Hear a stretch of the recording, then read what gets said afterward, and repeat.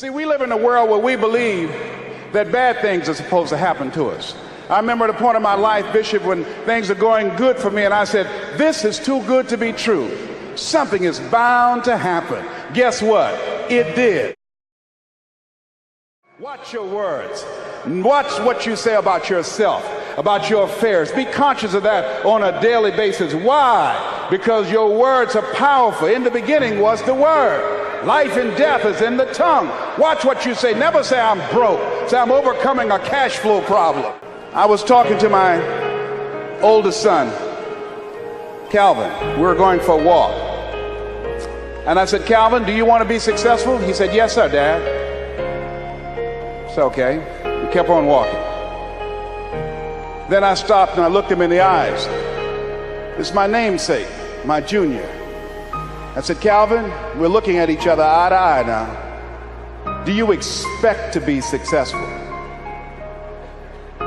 Given the fact that you are a single parent of 2 kids, given the fact that you decided not to go to college to further your education, given the fact that you are very talented, but you're behind on your dreams and your bills, do you expect, based upon your performance, based upon what you produce at this point in time in your life, do you expect to be successful?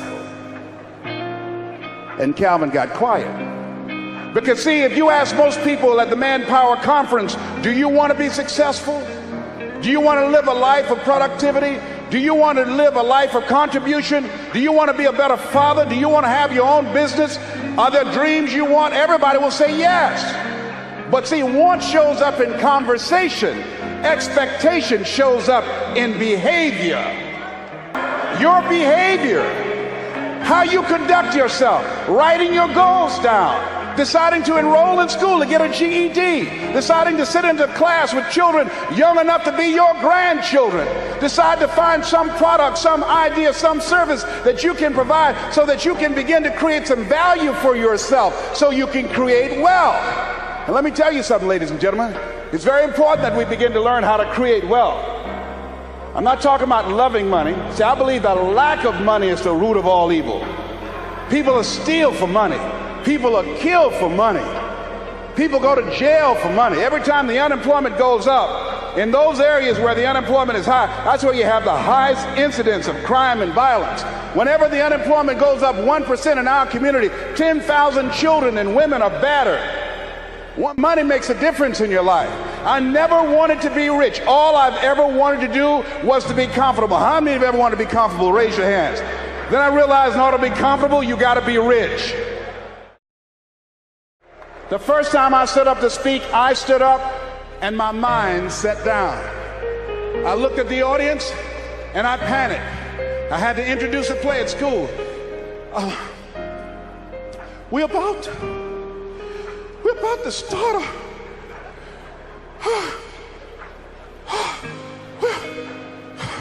ran off, Mr. Washington. Mr. Brown, where are you going? Mr. Washington, I can't think, sir. I don't know. Did you rehearse? Yes, sir, I did. Well, what's wrong? Why did you say your lines? I don't know, sir.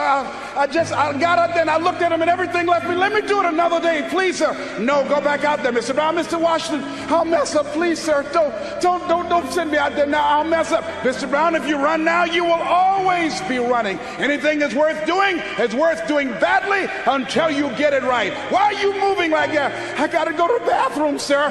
Mr. Brown, go back out there. Yes, sir.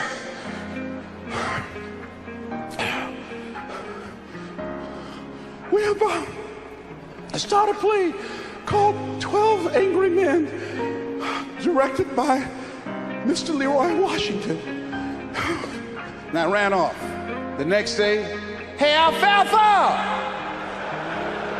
Hey, Les Brown, how are you? They dogged me out. They talked about me so bad. The next time another event came up, Mr. Washington, Mr. Brown, you're up. I said, no, Mr. Washington. Everybody says, no, not him. I said, they're right, Mr. Washington, not me. He said, Mr. Brown, you are up. Yes, sir. And I went out, and pretty soon, when people laughed at me, it didn't bother me. They would throw paper, and I could catch it without losing my concentration. And then one day, I came out, and a hush went across the audience, because it must have been something about me that indicated that I'd come to myself. And Mr. Washington had been practicing with me to give a presentation. And I looked at the audience and I said, I choose not to be a common man. It's my right to be uncommon if I can. I seek opportunity, not security. I do not wish to be a kept citizen, humbled and dull by having the state look after me. I want to take the calculated risk, to dream and to build, to fail and to succeed. I refuse to live from hand to mouth. I prefer the challenges of life to the guaranteed existence, the thrill of fulfillment to the stale calm of utopia. I will never cower before any master, nor bend to any threat. It's my heritage to stand erect, proud and unafraid, to face the world boldly and say, this I have done. A part of that is having the will to succeed. Knowing that you put the work in and have the confidence to let it show. What I tell people is just be the best version of yourself in anything that you do. You don't have to live anybody else's story. Sometimes people make it seem like you have to have certain prerequisites or a crazy life story in order to be successful in this world. But the truth is you really don't. It doesn't matter where you come from, what you have or don't have, what you lack, what you have too much of, but all you need to have is faith in God, an undying passion for what you do or what you choose to do in this life, and a relentless drive and the will to do whatever it takes to be successful in whatever you put your mind to. Make sure you live in the moment and work your butt off every single day. And I hope I inspire people all around the world to just be themselves, be humble, and be grateful for all the blessings in your life. Poor people talk about money all the time. Rich people talk about things. Wealthy people, they talk about ideas. Instead of waiting for someone to give you a job, create your own work. That's why I tell people there's a difference between your work and your job.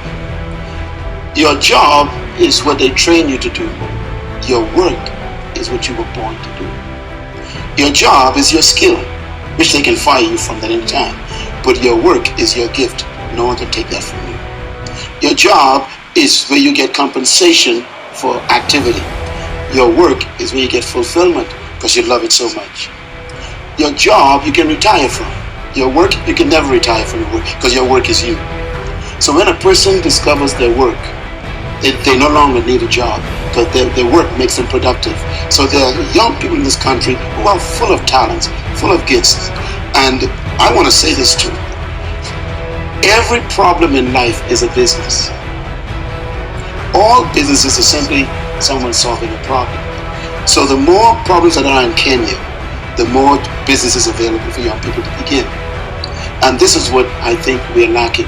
We are trained to get a job. We're not trained to start a business.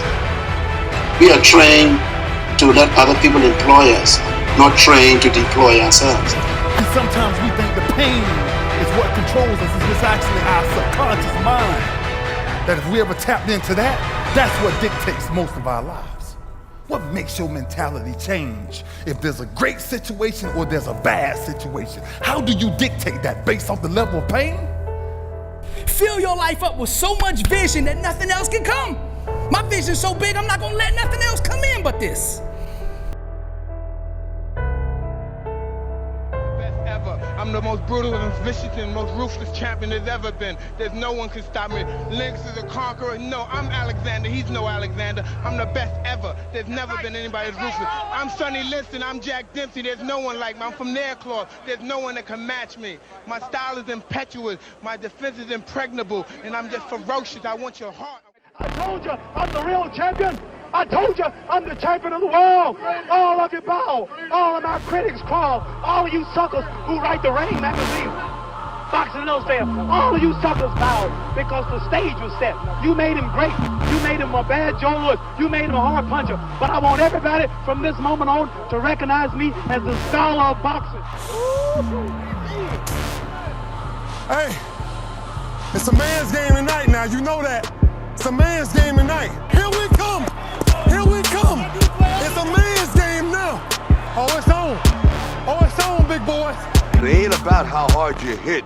It's about how hard you can get hit and keep moving forward. How much you can take and keep moving forward. That's how winning is done. And if you create a culture of losing, if you keep being a victim, if you keep letting losing happen to you, if you keep letting people do you and treat you any kind of way, it's going to become a culture. What changed? I changed. And I stopped being a victim. I stopped saying I've got to wait for good things to happen to me. And I said I'm going to grind. I'm going to fight. I'm going to work. I'm going to press forward. I'm going to learn. I'm going to do everything in my power. Every single day, I'm going to do everything in my power to become a victor and not a victim.